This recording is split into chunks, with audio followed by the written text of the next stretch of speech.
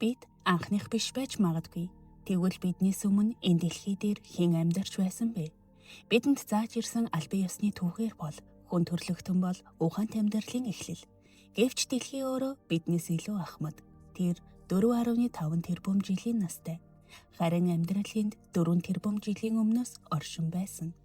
Тэгвэл яагаад ухаан зөвхөн нэг л удаа зөвхөн бидний хэлбэрээр бий болсон гэж итгэх ёстой гэж?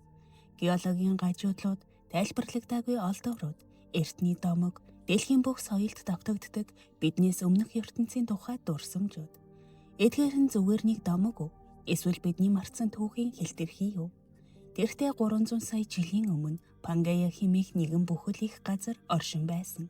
Тэр үед динозаврч байгаагүй. Хүн төрлөختөн бүрч байгаагүй. Гэхдээ ухаан байгаагүй гэдгийг батлах нотолгоо бидэнд бий юу? Хүн төрлөختөн үнэхээр анхных мөн үү?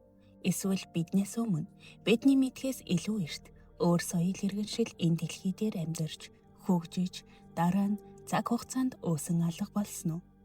Энэ бол уран зөгнөл биш. Энэ бол асуулт. Мөн энэ асуултад хариу хайх нь бид өөрсдийгөө таних нэгэн зам байж мэднэ. Хэрвээ та түүх, баримт, философи эрх зүйлийг бүрэн мэдхийг хүсвэл бүтэн бичлэгийг манай YouTube сувгаас үзээрэй.